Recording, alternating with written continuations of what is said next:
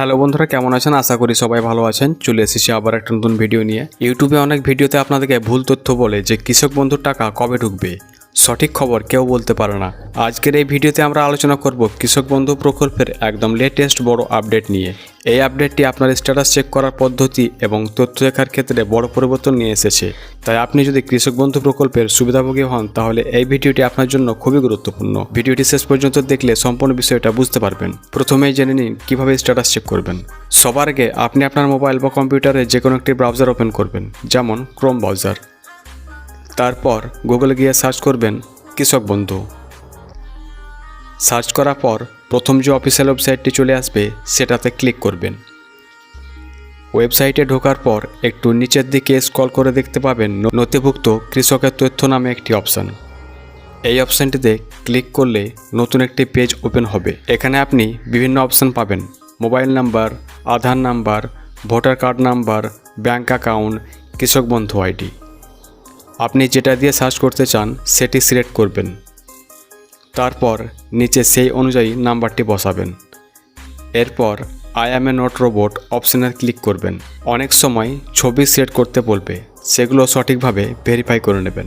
সবশেষে সার্চ বাটনে ক্লিক করলেই আপনার স্ট্যাটাস সামনে চলে আসবে। এবার আসল আপডেটটা কী এসেছে সেটা বুঝে নিন। আগে যখন আপনি স্ট্যাটাস চেক করতেন তখন আপনার নাম, আধার নাম্বার, ভোটার কার্ড নাম্বার, কৃষক বন্ধু আইডি, এমনকি জমির পরিমাণও সব কিছু পরিষ্কার দেখা যেত। কিন্তু এখন নতুন আপডেট অনুযায়ী এই সমস্ত তথ্য আংশিকভাবে লুকিয়ে দেওয়া হয়েছে। নামের কিছু অংশ দেখা যায়, বাকিটা হাইড। আধার ও ভোটার নাম্বারের ক্রস দিয়ে ঢেকে দেওয়া হয়েছে। কৃষক বন্ধু আইডি সম্পূর্ণ দেখা যায় না। জমির পরিমাণ আরও দেখা যাচ্ছে না। এই পরিবর্তন কেন করা হয়েছে? এটা করা হয়েছে মূলত আপনার ব্যক্তিগত তথ্য সুরক্ষিত রাখার জন্য। আগে অনেক ক্ষেত্রে দেখা যেত কেউ মোবাইল নাম্বার দিয়ে অন্য তথ্য বের করে ফেলতে পারত।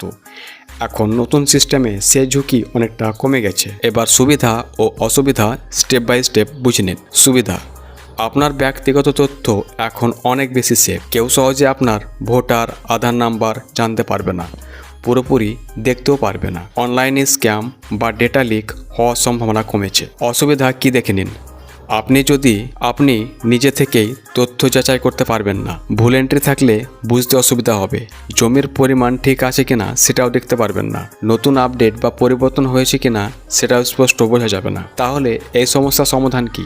যদি আপনার এই তথ্যগুলো জানা খুব জরুরি হয় তাহলে আপনার নিকটবর্তী কৃষি অফিসে যেতে হবে। সেখানে যারা ডাটা এন্ট্রি অপারেটর বা অফিসাররা আছেন তারা তাদের অফিসিয়াল লগইন দিয়ে সম্পূর্ণ চেক করে দিতে পারবেন। এবার সবচেয়ে গুরুত্বপূর্ণ বিষয়, খারিফ সিজনের টাকা কবে আসবে? এই বিষয়টি নিয়ে অনেকেই প্রতিদিন প্রশ্ন করছেন।